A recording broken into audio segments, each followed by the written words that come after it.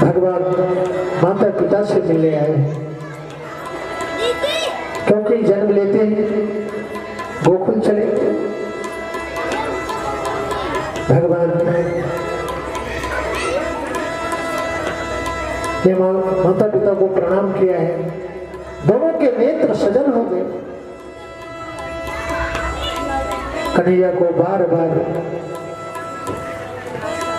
देवकी माता निहार रही है। पुत्र स्नेह में अस्त्रों में दूध भराया। कन्हैया मेरी गोदी में बैठ गया, तूने कितना प्रतीक्षा करवाया, कितना प्रतीक्षा करवाया कन्हैया। बड़े आनंदित होकर माता पिता से आज गोविंद मिल रहे हैं, बड़े ही आनंदित होकर।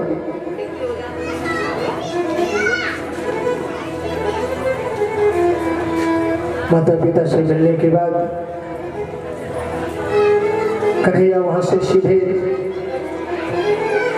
सांदीपनि मुनि के आश्रम गए हैं विद्याधन करने। मात्र 64 दिनों में ही कन्हैया ने 64 प्रकार की विद्या हासिल कर ली। मात्र 64।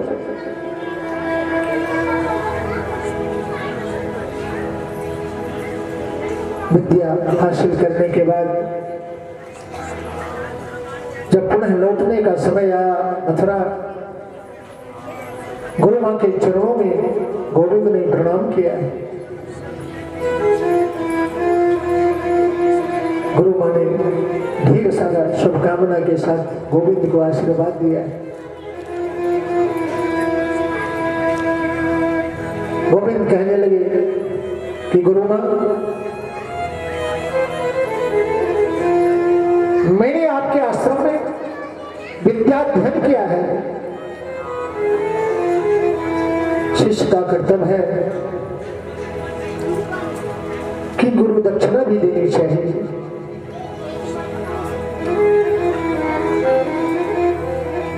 गुरु मां कहने लगी, कन्हैया मैंने सुना है तू भगवान है, मैंने तुम्हारा बड़ा यश सुना है। यदि गुरु दक्षिणा देनी है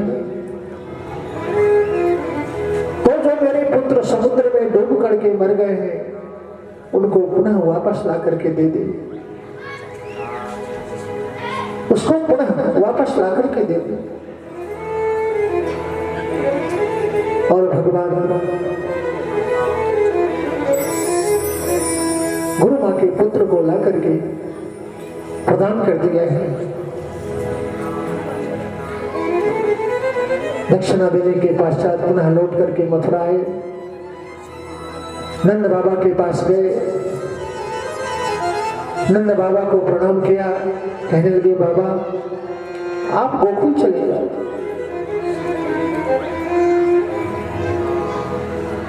क्योंकि मैं इस समय जा नहीं सकता, ढेर सारे कार्य करने हैं। मैं जानता हूं सब लोग वहां मेरे बगैर बड़े दुखी होंगे। मैया से कह देना मैं अवश्य आऊंगा। नंद बाबा बड़े दुखी हो गए, बड़े दुखी हो गए, नेत्र में आंसू भर आए।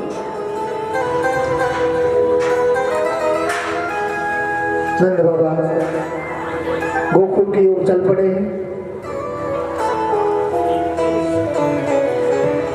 कन्हैया भी परेशान रहने लग गए हैं। एक दिन अटारी पे बैठकर गोविंद अपने आप आंसू बहाते जा रहे हैं, बहाते जा रहे हैं, बहाते जा रहे हैं। देखो माँ यशोदा का कितना बड़ा सद्भाग्य, कितना बड़ा, जिस परम पिता परमात्मा को प्राप्त करने के लिए सांसारिक प्राणी उनको पाने की इच्छा को लेकर के आंसू बहाते हैं, जो भक्त होते हैं। लेकिन आज कन्हैया मां यशोदा को याद कर आंसू बहा रहे। एकांत में बैठकर अटारी पर उद्धव जी का आगमन हुआ है। उद्धव जी ने जैसे देखा कृष्ण भोजन कर रहे हैं, उद्धव जी मन में विचार करने लगे, आज कृष्ण इतना दुखी क्यों है। जाकर के कहने लगे, मैंने सुना है कि सारे संसार के प्राणी आपको पाने के लिए तड़पते हैं, तड़प होती है उनके मन में, आपको पाने के लिए वो रोते रहते हैं। गोविंद कृष्ण तुम किसके लिए आंसू बहा रहे हो। अश्रु भरी आंखों से कृष्ण कहने लगे, उद्धव आज मैया की बड़ी याद आ रही है, आज मां यशोदा की बड़ी याद आ रही है। उद्धव मैंने मैया को वचन दिया था कि मैया परसों आगमिष्यामि, परसों कह करके आया था उद्धव, आज वर्षों बीत गए, आज वर्षों बीत गए उद्धव, मैया की बड़ी याद आ रही।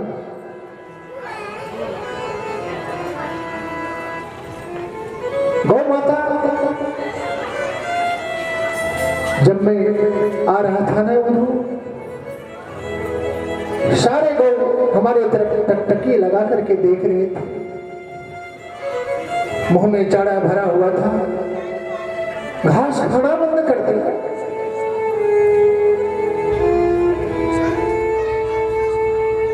नदी का जल स्तब्ध हो गया था उद्धव।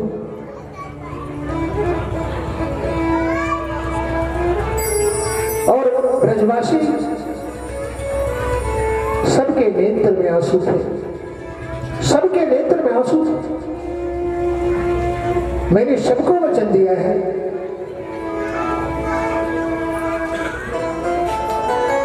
कि मैं परसों आ जाऊंगा, आज वर्षों बीत गए।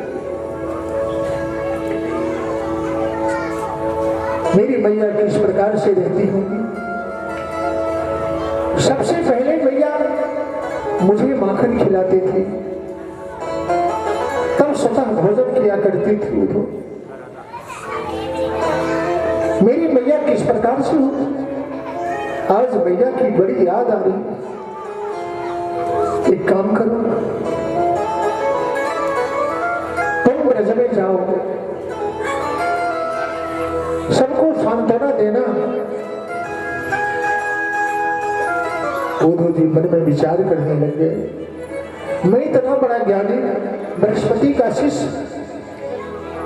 वेद वेदांत निष्णात, मैं उन अनपढ़ गवार को क्या बताऊं, वो मेरी भाषा को कैसे समझ पाएंगे। भगवान तो सबके घट घट के जानने वाले। मन में विचार कर रहे कि उद्धव एक बार जाकर के तो देखो, एक बार जाकर के तो देखो, पता चल जाएगा कि तुम कितने बड़े ज्ञानी हो, तुम कितने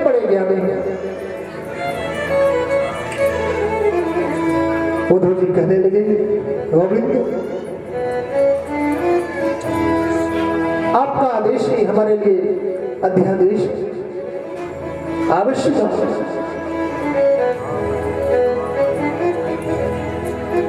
और जब उद्धव चलने लगे तो कन्हैया ने अपनी पीतांबरी दे दी, उद्धव इसको लेकर के जाओ। और चल पड़े हैं उद्धव जी। जिस दिन से गोविंद सबको छोड़ करके मथुरा आए हैं, प्रत्येक गोपियां, गौ माता, मां यशोदा सब मथुरा के तरफ टकटकी लगा करके देख रही। प्रत्येक दिन रास्ते पे आकर के बैठ जाती, सारा दिन बैठी रहती। जब शाम हो जाता पुनः लौट करके अपने घर आ जाती। आज भी गोविंद नहीं आया, आज भी कन्हैया नहीं आया।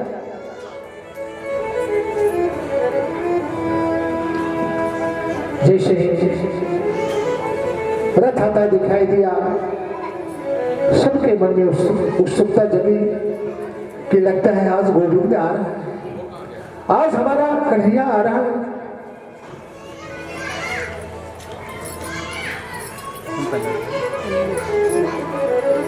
आज कन्हैया आ रहा है। और जैसे ही उद्धव जी पहुंचे, सबने देखा, अरे आज भी हमारा गोविंद नहीं आया, आज भी कन्हैया नहीं आया है। उद्धव जी ने कहा, सुनो एक बात बताओ, नंद भवन कहां पे है? नंद भवन जाने का रास्ता किधर है? सभी ब्रजवाला कहने लगे, बाहर है कन्हैया। कह के गया, मैं परसों आऊंगा, वर्षों बीत गए, आज तक नहीं आया। और भेजा भी तो अपने मित्र को भेज दिया। कितना निष्ठुर हो गया है।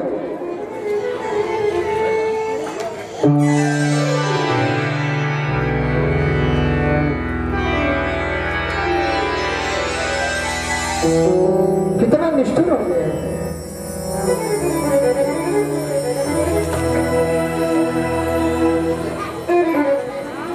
सबने कहा, सुनो नंद भवन जाना है, मां यशोदा के पास जाना है ना। ये जो जल देख रहे हो ना, उद्धव जी ने कहा, देख रहा हूं, ये कोई साधारण जल नहीं है, ये कोई नदी का पानी नहीं है, ये कोई सरोवर का जल नहीं है। मां यशोदा, नंद बाबा, सारे गोप बालक, सारे ब्रजवासी कन्हैया के वियोग में रात दिन जो उनका शुरुआत हुआ है उसी के पनारे हैं। ये कोई साधारण जल नहीं, इसी के सहारे आप नंद भवन पहुंच जाओगे। इसका उद्गम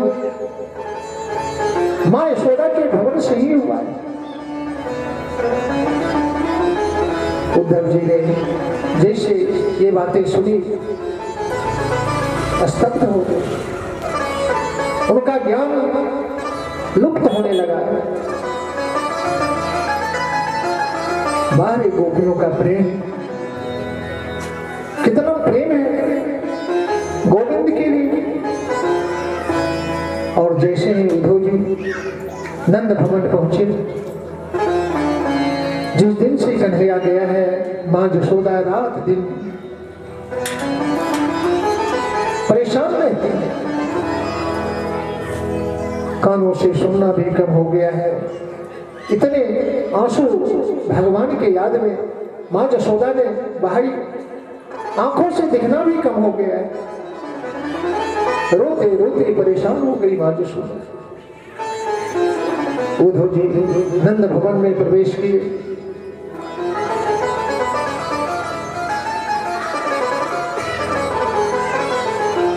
माँ यशोदा कहाँ है? एक परिकर उनको अंदर लेकर के गया जहां माँ यशोदा लेटी हुई थी। जैसे ही भवन में प्रवेश किया वहां से कृष्ण कृष्ण कृष्ण कृष्ण की ध्वनि निकल रही थी, शब्द निकल रहे थे।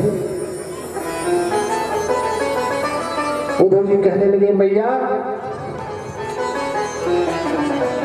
साथ में जो व्यक्ति था का सुनो, आजकल माँ यशोदा के कान भी कमजोर हो गए हैं। और जैसे ही माँ यशोदा के पास उद्धव जी पहुंचे, कहने लगे, मैया, नेत्र खुल गए, धीरे बोलो, धीरे बोलो, इतना जोर से मत बोलो। मेरा ठाकुर, मेरा लाला, मेरा कृष्ण सो रहा है, मेरा कन्हैया सो रहा है। इतना जोर से बोलोगे ना तो जग जाएगा। बाहरी प्रेम, कितना प्रेम था माँ यशोदा का कन्हैया से, कितना प्रेम। उद्धव जी तो बिल्कुल ज्ञान शून्य हो गए। आए थे ज्ञान बांटने, सारा ज्ञान ही खत्म हो गया, सारा ज्ञान ही खत्म है।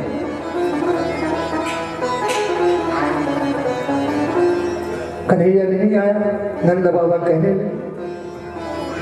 कन्हैया ने कहा कि कुछ क्षणों के बाद, कुछ समय के बाद मैं अवश्य आऊंगा, मैया को, नंद बाबा को समझा दो। कन्हैया ने मुझे भेजा है।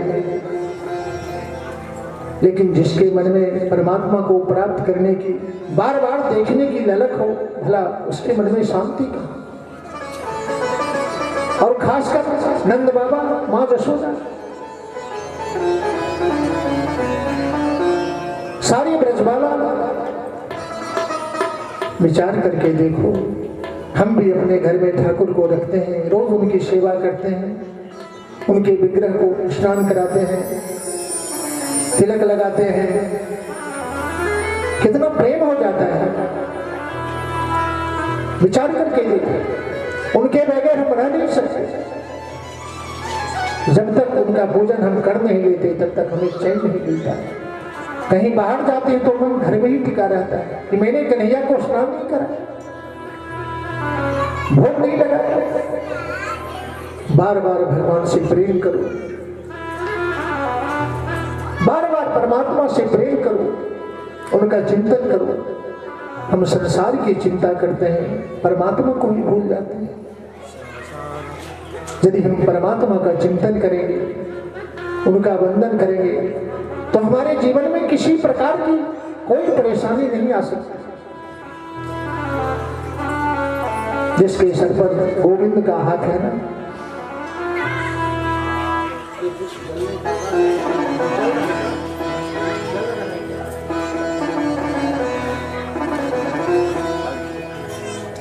जिसके ऊपर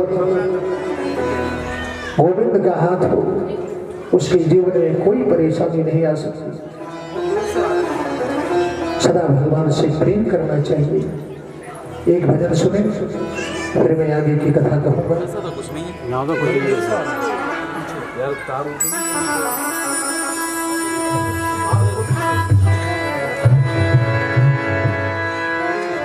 बोलिए वृंदावन बिहारी लाल की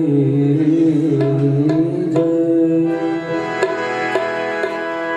न जी भर के देखा, न कुछ बात की, बड़ी आरज़ू थी मुलाकात की, बड़ी आरज़ू थी मुलाकात की। न जी भर देखा, न कुछ बात की, न जी भर देखा, न कुछ बात की, बड़ी आरज़ू थी मुलाकात की, बड़ी आरज़ू थी मुलाकात की। मुझे देखा।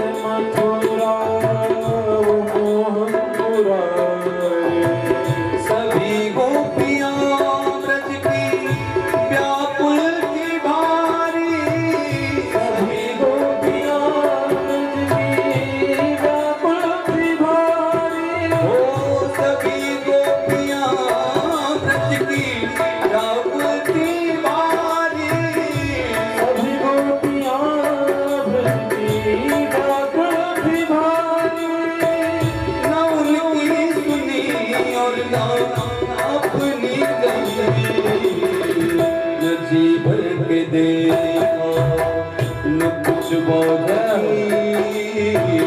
बड़ी आरज़ू के मुलाकात के। जी भर के देखा न कुछ बात की बड़ी आरज़ू के मुलाकात की।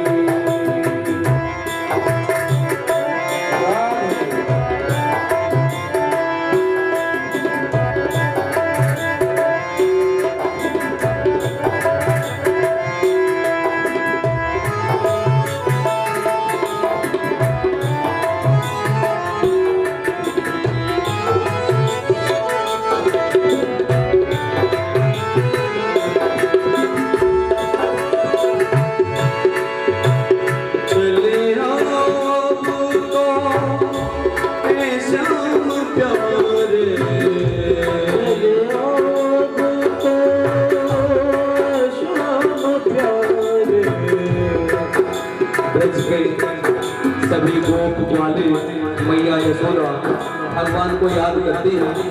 हे गोविंद, जब से इस गोकुल को छोड़ करके आप मथुरा गए, तब से न तो ये गैया घास को खाती हूँ, न ही ये समय से दूध लेती हूँ। जब देखते हैं बस रोती ही रहती हूँ। वही हाल गोपियों का, वही मैया यशोदा का, वही नंद बाबा का, वही गोप वालों का, सब बहुत दुखी भगवान के ग्रह में। सब पुकारते हैं रो रो करके, हे कन्हैया चले आप तो प्यारे कन्हैया, चले आप तो प्यारे कन्हैया, चले आप प्यारे कन्हैया, प्यारे कन्हैया। ये सुनी कुंज और व्याकुल मैया, सुनी कुंज व्याकुल मैया, सुनी कुंज और व्याकुल मैया, सुनी कुंज और व्याकुल मैया। सुना दो इन्हें अब, सुना दो इन्हें अब तुम गुन मुरली में। न जी भर के देखा न कुछ बात के, बड़ी आरज़ू थी मुलाकात की। न जी भर के देखा न कुछ बात की, बड़ी आरज़ू थी मुलाकात की।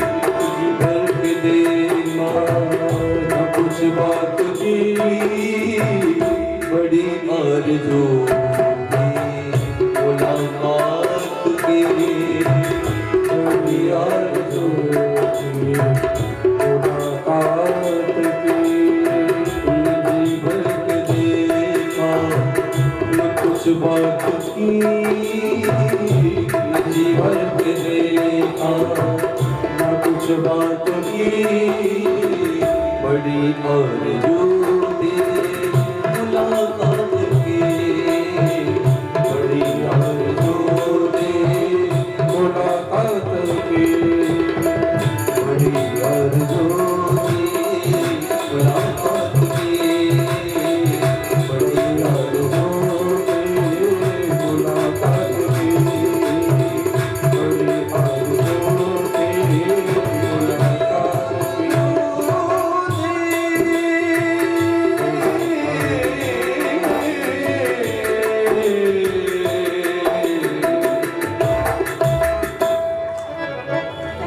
बोल कृष्ण कन्हैया लाल की जय। इधर कंस के मर जाने के बाद जो कंस की पत्नियां थी वो जरासंध की पुत्री थी, उसका नाम था अस्थियो प्राप्ति। जरासंध मगध का शासक, दोनों पुत्री दुखी होकर अपने पिता के पास गई। जरासंध को बड़ा क्रोध आया, 23 अक्षोहिणी में सेना लेकर के मथुरा में चढ़ाई कर दिया। भगवान को लगा युद्ध यदि मथुरा में होता है तो बड़ा विनाश हो जाएगा, सारे लोग मारे जाएंगे। भगवान ने सुंदर द्वारकापुरी का निर्माण कराया है, सभी परगत को ले जाकर के वहां प्रतिष्ठापित किया है, सबको बसाया है। सुंदर सुंदर सभी प्रकार की व्यवस्थाएं भगवान ने द्वारकापुरी में किया है। भगवान के साथ जरासंध का युद्ध हुआ है। कृष्ण और बलराम जरासंध के सभी परिकर को मार गिराए। बलराम जी जरासंध को मारने ही वाले थे, भगवान ने रोक दिया है, क्योंकि भगवान को पता है ना अभी यदि जरासंध को मार देंगे तो अभी ढेर सारे पापी और बचे हुए हैं, सबका तो संहार करना है। गोविंद चाहते थे कि बार बार जरासंध सेना लेकर के आए और मैं सबको खत्म करता जाऊं। 17 बार भगवान ने जरासंध को परास्त किया है, 17 बार।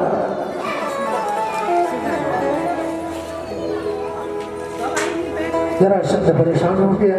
18वीं बार उस राजा यमनराज के पास जाकर के उनको अपने साथ किया है। यमनराज ने 23 अक्षोहिणी सेना लेकर के गोविंद के साथ युद्ध करना प्रारंभ कर दिया।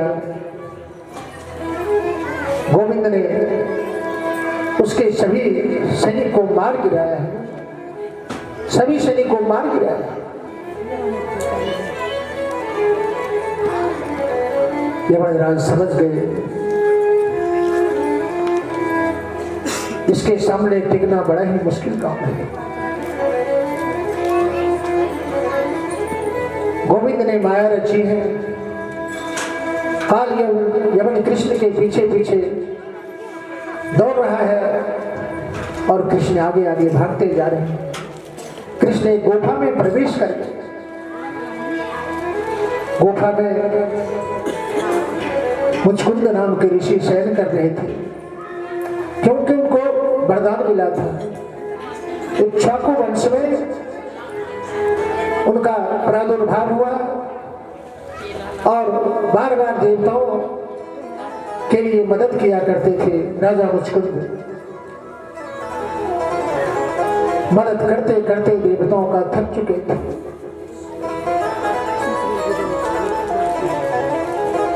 निद्रा भी बड़ी सता रही थी, क्योंकि लगातार देवताओं के लिए काम करते थे। भगवान ने कहा आपने हमारी बड़ी सेवा की है, आप वरदान मांगो।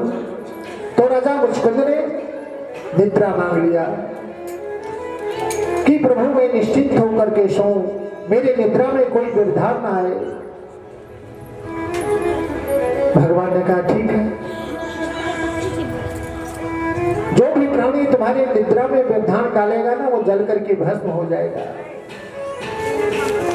आज भगवान गुफा में प्रवेश किए हैं, पीछे पीछे काल यमन। भगवान ने विचार किया और अपना पीताम्बरी उतार करके मुचकुंद राजा के ऊपर ढक दिया और भगवान वहां से अलग दूर चले गए। जैसे पीछे से काला यमन आया, उसको लगा कि डर के मारे पीताम्बरी ओढ़ करके कृष्ण सो रहा है, डर गया है और सोए हुए ऋषि को लातों से प्रहार कर दिया। जैसे ही लातों से प्रहार किया, ऋषि के नेत्र खुल गए और काल यवन जल करके भस्म हो गया, भस्म हो गया।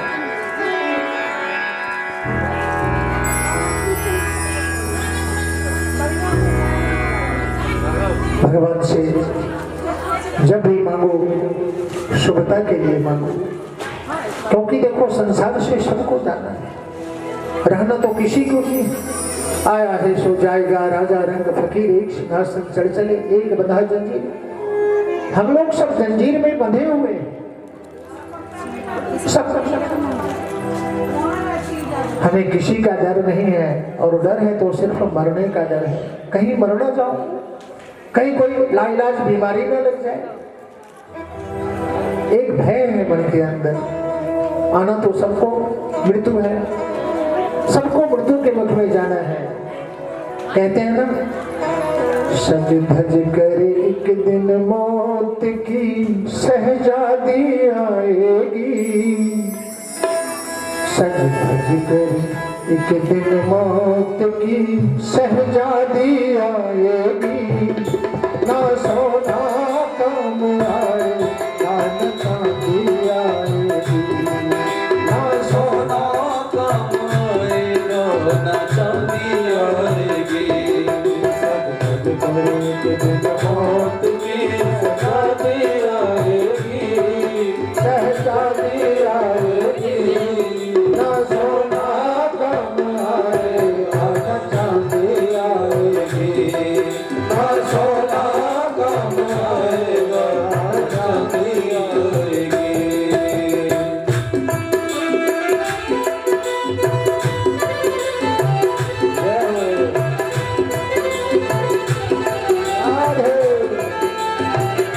सब मीठी मीठी ताली के साथ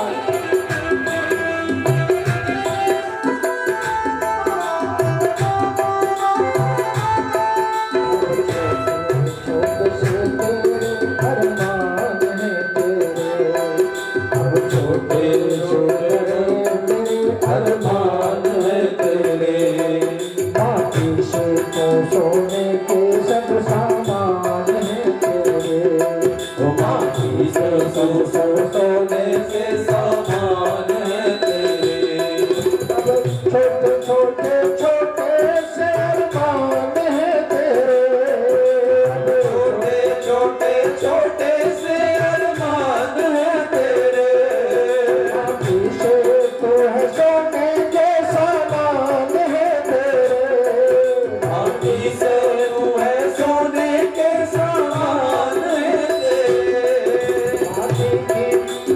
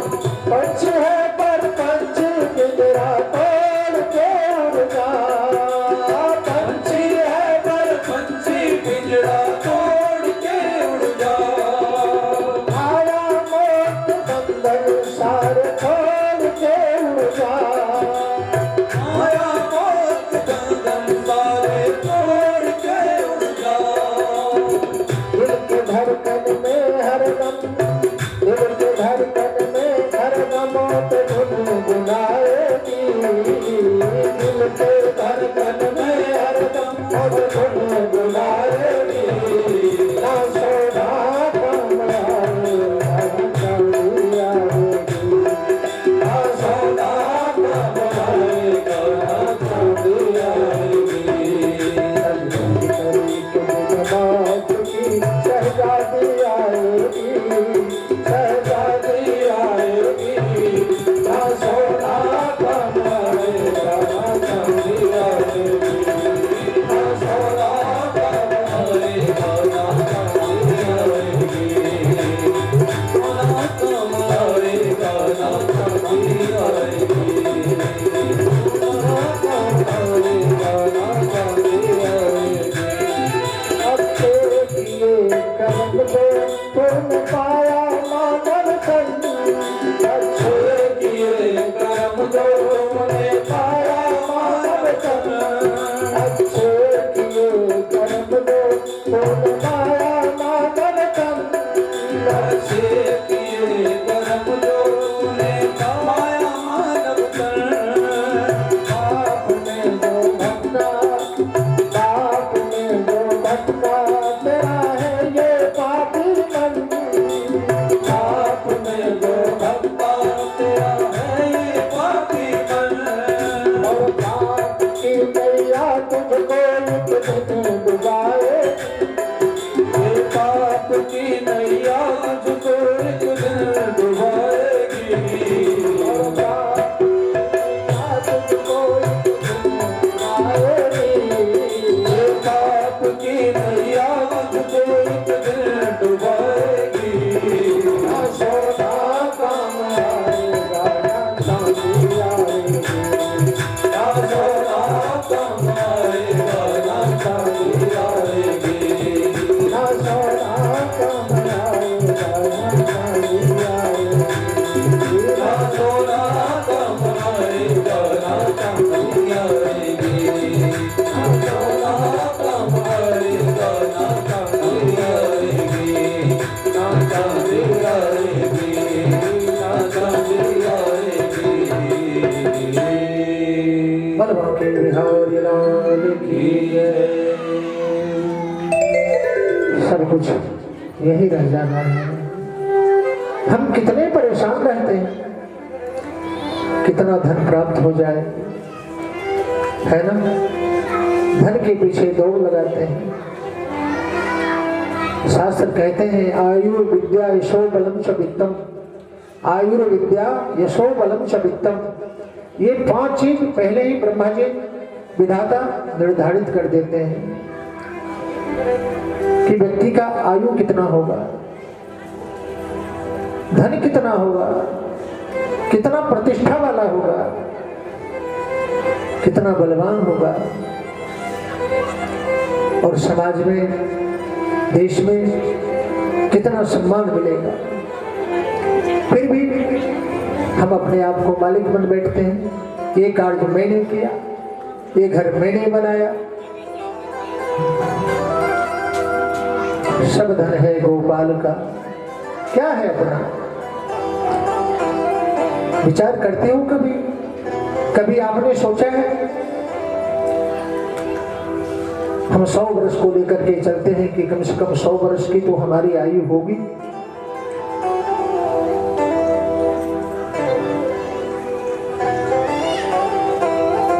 जिस प्रकार से बकरी का मोल जोल होता है ना खरीदार उसको ले जाते हैं उसको कसाई खाने में कत्ल करते हैं हमारा कोई भाव नहीं है कोई मोल जोल मनुष्य का नहीं होता ये तो मिट्टी में मिल जाना है कोई गारंटी नहीं है कि किसी की गारंटी नहीं है हमारी क्या गारंटी है किसी की कोई गारंटी नहीं है लेकिन हम 100 वर्ष की योजना बनाते हैं ये शरीर क्षणभंगुर है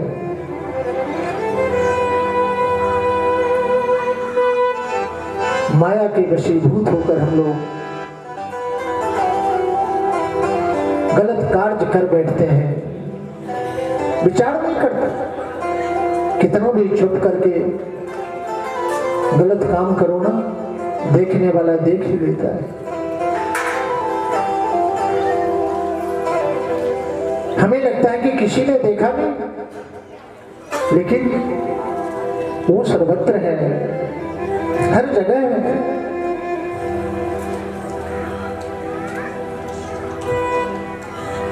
आज रुक्मिणी मंगल भी है। और मैं जरा एक निवेदन अवश्य करना चाहता हूं सभी भक्तों से, यहाँ आए हुए सभी भक्तों से। मेरी चौथी या पांचवी कथा है यहाँ पे, और मैंने अपने लिए कुछ नहीं मांगा। कथा की जो व्यवस्था है वो बढ़िया से हो जाए, किसी बात की कमी ना रहे, इसके लिए कई लोग हैं जो प्रयास करके धन वगैरह जुटाते हैं और भगवान की सुंदर कथा होती है। एक निवेदन है, क्योंकि कल व्यास पूजन है, तो मैंने सोचा एक बार आप लोगों के बीच में रख दूं। जो हमारी मंदिर की प्रतिमाएं हैं, तो मैं परेशान हो जाता हूं। भक्तों को समझाते हैं कि विग्रह में तिलक मत लगाइए, चंदन मत लगाइए, लोग नहीं मानते हैं। कई लोग कहते हैं कि पंडित जी शीशे लगवा दो, कहता हूं लगा दूंगा। कोई से भक्त मिले तो मैं सभी भक्तों से निवेदन करता हूं, कल व्यास पूजन भी है, सबको व्यास पूजा भी करनी है, और मंदिर के निमित्त उसी में जोड़ करके यदि आप देना चाहो तो हम मंदिर की व्यवस्था जो शीशे इत्यादि लगवाने की है वो करवा लेंगे, क्योंकि मैं बड़ा परेशान रहता हूँ। अब किसी को बोलो ना तो उनको बुरा लगता है, नाराज हो जाते हैं, मंदिर आना ही बंद कर देते हैं। 2-4 लोग तो आते ही मंदिर, वो भी आना बंद कर देते हैं, उनको बड़ा दुख होता है। भगवान है ना, आप श्रृंगार करती हो अपने लिए, अब आंख के जगह आप कान में लगा लो काजल, कैसा लगेगा बताओ? विचार करो ना, वो तो परमात्मा है, वो तो भगवान है। जितना सुंदर रखोगे उतने अच्छे दिखेंगे, उतना प्रेम उनसे होगा। शुरू से ही मैं कहते कहते परेशान हो गया है, और मैं कथा में भी कहा था कि ज्ञान वाली भक्ति होनी चाहिए, अंधी भक्ति नहीं। भक्ति करनी कोई बुरी बात नहीं है। सब चाहते हैं कि हम अपने हृदय में राम को बैठाएं, कृष्ण को बैठाएं, लेकिन कैसे बैठाओगे? हमारे हृदय के अंदर इतने ईर्ष्या, द्वेष, छल, कपट भरे हैं। भगवान जिसका अंतःकरण पवित्र रहता है वहीं परमात्मा जाकर के बैठते हैं, वहीं कृष्ण जी आते हैं, वहीं राम जी आते हैं। और यदि प्रभु को बिठाना चाहते हो ना, चाहते हो कि राम हमारे अंदर अंतःकरण में आकर के बैठे। एक श्वान भी बैठता है तो झाड़ बहार के बैठता है, आपने देखा होगा, सबने देखा होगा।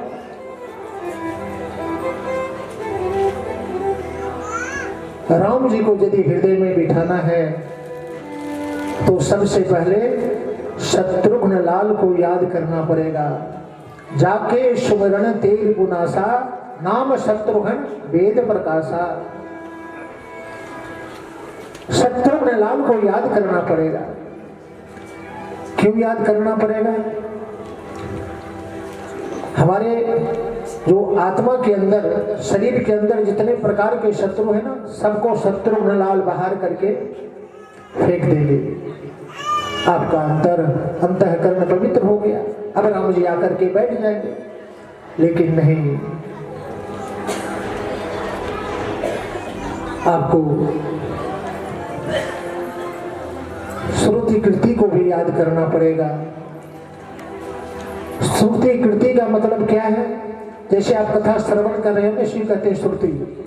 श्रुति कथा श्रवण करो, उनके कीर्ति का बखान करो, हर जगह करो, जगह जगह करो।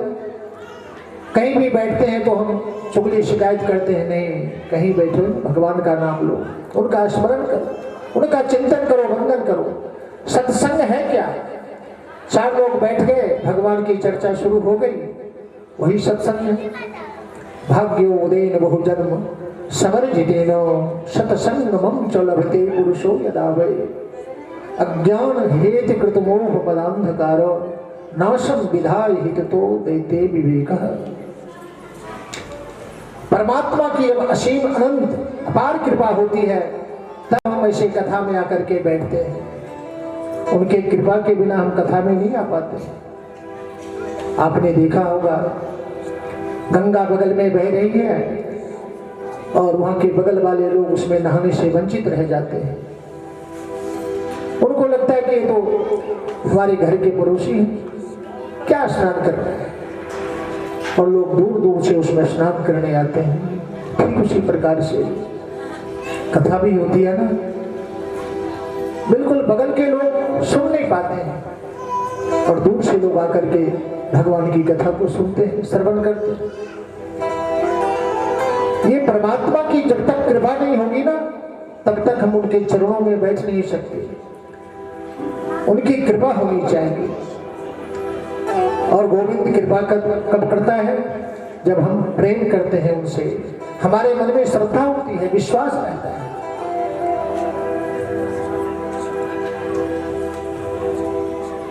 सुंदर झांकी भी बन करके तैयार है और हमने जो बात आपसे अभी कही है, निवेदन किया है, उसका भी जरा सा आप ख्याल रखेंगे। मैं कथाओं में कभी दान के लिए कहा ही नहीं कि आप दान दो, दान दो, सब जानते हैं। मैं भगवान पे भरोसा रखता हूं और मैं दावे के साथ कहता हूं, अनुभव के साथ कहता हूं, हमारे मंदिर में 5 से 7 लोग आते हैं, लेकिन परमात्मा की, गोविंद की अपार कृपा है। हम बड़े खुश हैं, आनंदित हैं। भगवान हमारी व्यवस्था कर देता है, कर देता है। गौधन, गजधन, बाजधन और रतन धन खान, जब आवे संतोष धन सब धन धूरी समान। मन में संतोष रखो, सबसे बड़ा धन है, सबसे बड़ा धन है। रुक्मिणी मंगल का प्रसंग आरंभ करें, तब तक एक सुंदर भजन हमारे कलाकार सुनाते हैं। फिर उसके बाद आप लोग खूब उत्सव मनाओ, गाओ, नाचो। बोल बांके बिहारी लाल की जय।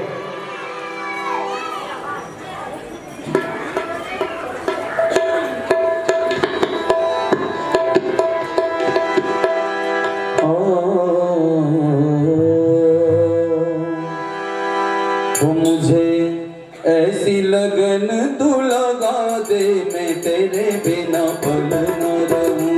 मुझे ऐसी लगन तू लगा दे, मैं तेरे बिना पल न रहूं।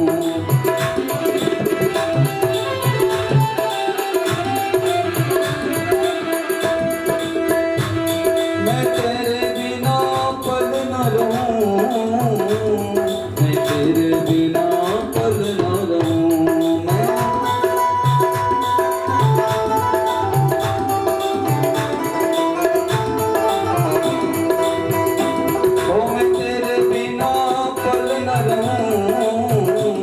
पल न रहूं।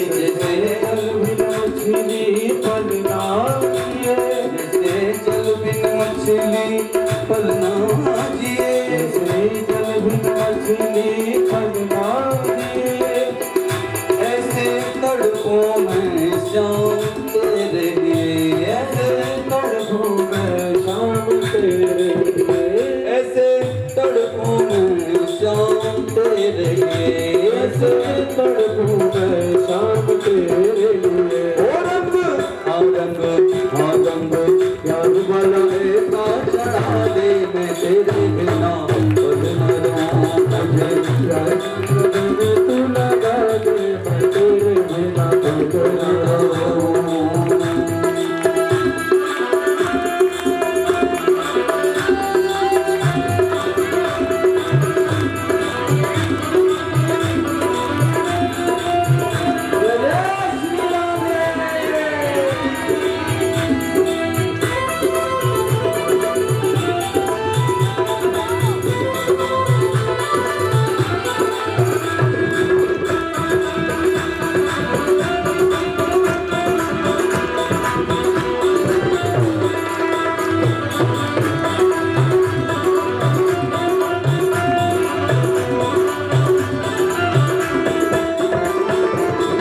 तूने दिल को चुराया मैंने कुछ ना कहा, तूने दिल को चुराया मैंने कुछ ना कहा, तूने दिल को चुराया मैंने कुछ ना कहा, तूने दिल को चुराया मैंने कुछ ना कहा। ओ तूने बड़ा तड़पाया मैंने कुछ ना कहा, तूने बड़ा तड़पाया मैंने कुछ ना कहा, तूने बड़ा तड़पाया मैंने कुछ ना कहा। तूने बड़ा तड़पाया मैंने कुछ ना कहा। आपको चरणों से अपने लगा ले मैं तेरे बिना पल न रहूं, मुझे ऐसी लगन तो लगा दे मैं तेरे बिना पल न रहूं। मैं तेरे बिना पल न रहूं, मैं तेरे बिना पल न रहूं, मैं तेरे बिना पल न रहूं, मैं तेरे बिना पल न रहूं, मुझे ऐसी लगन तो लगा दे मैं तेरे बिना पल न रहूं, मुझे ऐसी लगन तो लगा दे मैं तेरे बिना पल न रहूं।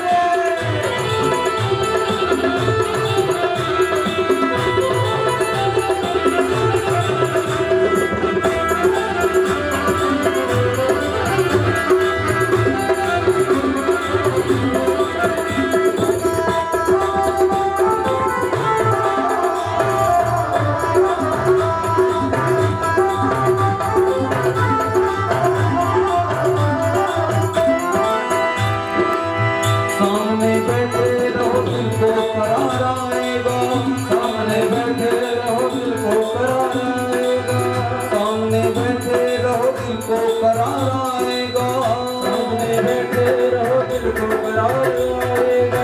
जितना मैं देखूं पाना उतना प्यार आएगा, जितना मैं देखूं पाना उतना प्यार आएगा। जितना मैं देखूं शाम उतना प्यार आएगा, जितना मैं देखूं शाम उतना प्यार आएगा। ओ मेरे नैनों से मैं मिला दे मैं तेरे बिना पल न रहूं, मुझे ऐसी लगन तो लगा दे मैं तेरे बिना पल न रहूं। मुझे ऐसी लगन तो लगा दे मैं तेरे बिना पल न रहूं, ऐसी लगन तो लगा दे मैं तेरे बिना पल न रहूं। मुझे ऐसी लगन तो लगा दे मैं तेरे बिना पल न रहूं, ऐसी लगन तो लगा दे मैं तेरे बिना पल न रहूं। मैं तेरे बिना पल न रहूं, मैं तेरे बिना पल न रहूं। मैं तेरे बिना पल न रहूं, मैं तेरे बिना पल न रहूं।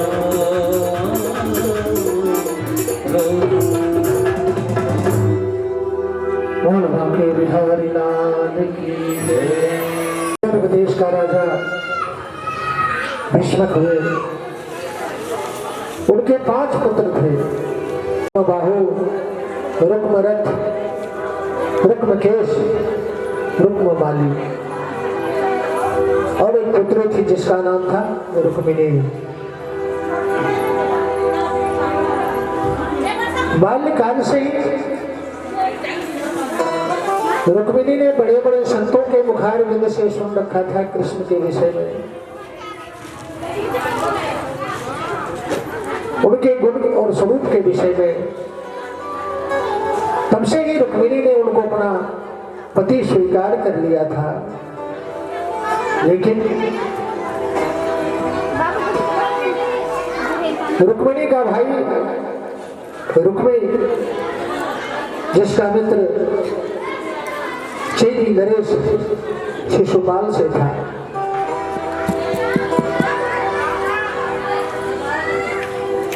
वो चाहता था कि रुक्मिणी की शादी में शिशुपाल से कर दूं, लेकिन रुक्मिणी तो गोविंद को अपना पति पहले ही स्वीकार कर चुकी थी, पहले ही स्वीकार कर चुकी थी। जैसे ही रुक्मिणी को पता चला कि हमारा भाई नहीं चाहता कि कृष्ण के साथ हमारा विवाह हो, मन में विचार करने लगी।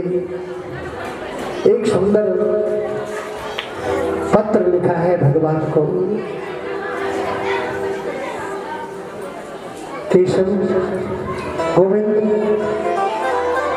मैंने पहले ही आपको अपना पति मान चुकी हूं।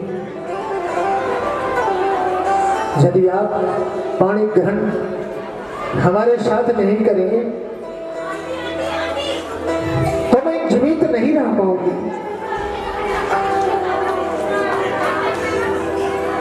बड़ा ही सुंदर पत्र का चित्रण किया है रुक्मिणी ने।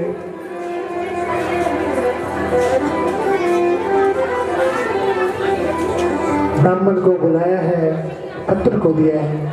पहले के समय में ब्राह्मण के माध्यम से ही पत्र भेजा जाता था। शादी के लिए वर की तलाश करना है तो ब्राह्मण जाते थे, देख करके आते थे, और यदि ब्राह्मण ने कह दिया कि सब ठीक है, परिवार अच्छा है, कन्या ठीक है, तो घर वाले भी उनकी बात का खंडन नहीं करते। आज का समय कुछ और है। ब्राह्मण को बुला करके रुक्मिणी ने पत्र दिया है और निवेदन किया है कि ब्रह्म देवता जाकर के ये पत्र प्रभु को दे देना। इधर रुक्मिणी की शादी की तैयारी रुक्मी शिशुपाल के साथ करने के लिए बड़ी जोर की तैयारी चल रही है। सुंदर नगर को सजाया गया है, जगह जगह तोरण द्वार पताके, दुल्हन की तरह नगर को सजाया है रुक्मिणी। रुक्मिणी बड़ी उदास है। कन्या का जब विवाह होता है ना तो सबसे पहले गिरजा पूजने के लिए जाती है मंदिरों में आशीर्वाद लेने। प्रत्येक नारी को गौरी का पूजन नित्य प्रति अवश्य करना चाहिए। सौभाग्य बढ़ता है, पति की आयु लंबी होती है। हमारी मिथिला में आज भी परंपरा है, कन्या जब विवाह के उपरांत अपने ससुराल जाती है तो साथ में गौरी भी लेके आती है, गौरी लेके आती है। और जब तक गौरी पूजन ना कर ले, स्नान के बाद भोजन ग्रहण नहीं कर सकती। आज भी गौरी पूजन का बड़ा ही महत्व है। गिरजा पूजन के लिए रुक्मिणी अपने सहेलियों के साथ चल पड़ी है। मन में प्रभु को पाने की इच्छा है। जय जय गिरिवर राज किशोरी, जय महेश मुख चंद्र चकोरी। सिया राम जय जय राम।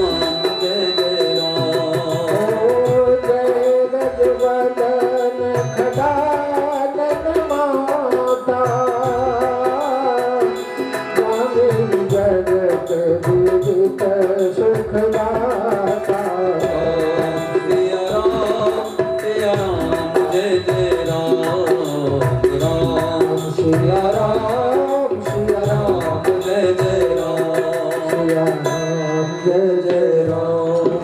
आज भी गौरी पूजन करने का विधान और प्रत्येक स्त्री को करना चाहिए। ब्राह्मण भगवान के पास पत्र लेके पहुंचा है। देखो, जब पुत्र कहीं दूर चला गया हो, विदेश चला गया हो और विह्वल होकर के माँ को याद कर रहा हो, तो समझना कि माता भी उस समय उस क्षण पुत्र को याद कर रही होती है। एक तार जुड़ा होता है माता और पुत्र का। विचार करके देखो, ये सत्य बात है। जब आप परमात्मा को याद करोगे ना, वो भी आपको याद कर रहा होता है, वो भी आपको याद कर रहा होता है। भगवान को ब्राह्मण ने पत्र दिया है, प्रभु ने सुंदर स्वागत किया है। जैसे पत्र को पढ़ा, भगवान चाहते थे, उनके मन में भी लालसा थी कि रुक्मिणी के साथ हमारा संबंध हो। भगवान रथ पे आरूढ़ होकर के चल पड़े। समय शनि शनि नजदीक आ रहा है। रुक्मिणी परेशान होती जा रही है, बार बार झांक के देखती है, अभी तक नहीं आई। गोविंद अभी तक नहीं आई। डर भी है। रुक्मिणी चारों तरफ पहरेदारी लगा रखी है। भगवान रथ पे आरूढ़ होकर के, बिल्कुल इतनी जोरदार तैयारी है वहां, इतनी जोरदार तैयारी है। भगवान उस भीड़ में पहुंच गए। रुक्मिणी ने धीरे से प्रभु को देखा। प्रभु ने इशारा किया और सेवकियों के साथ गिरजा पूजन करके रुक्मिणी जब बाहर निकल रही थी, प्रभु ने हाथ पकड़ के रथ पे आरूढ़ कर दिया और वहां से चल पड़े हैं। जैसे ही प्रभु ने रथ पे आरूढ़ होकर के रुक्मिणी को लेकर के चला और रुक्मिणी को पता चला, सारे परिकर को लेकर के पीछा करने लगा। भगवान युद्ध करने लग गए। रुक्मिणी ने सारथी के रूप में रथ को संभाला है। सबने देखा इस दृश्य को। रुक्मिणी कहने लगा कि कृष्ण ने हमारी बहन का अपहरण कर लिया है। कहने लगे, कौन कहता है कि गोविंद ने तुम्हारी बहन का अपहरण कर लिया है? अरे रुक्मिणी ने कृष्ण का अपहरण कर लिया है। रुक्मिणी सारथी बनकर के रथ को चला रही है। इधर बलराम जी को पता चला। बलराम जी भी पीछे से रथ पे आरूढ़ होकर के चल पड़े, सभी परिकर को लेकर। सुंदर रुक्मिणी के साथ भगवान का विवाह हुआ है। देखो, परमात्मा का विवाह नहीं होता। जो अजन्मा है, जो अनंत है, जो अविनाशी है, ईश्वर अंश जीव अविनाशी, चेतन अमल सहज सुख राशि। जो अनंत है, अखंड है, तो कभी खंडित होने वाला नहीं है।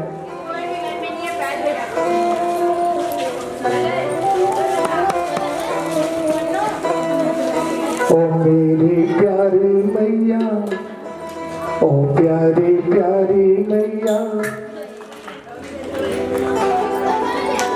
ओ मेरी प्यारी मैया, ओ प्यारी प्यारी मैया, कहते हैं कृष्ण कन्हाई, राधा से कर दे सगाई, राधा से कर दे सगाई।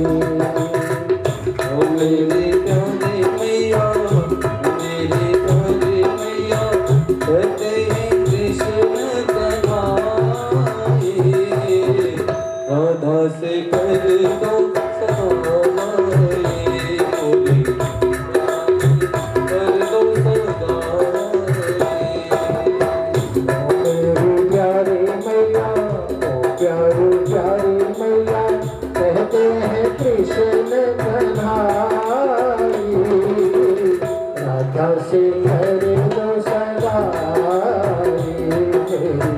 राधा से कर दो सगाई, राधा से कर दो सगाई मोरी, राधा से कर दो सगाई। सुंदर है सुंदर सबसे लगती है प्यारी, सुंदर है सुंदर सबसे लगती है प्यारी, सुंदर है सुंदर सबसे लगती है प्यारी, हाँ सुंदर है सुंदर सबसे लगती है प्यारी।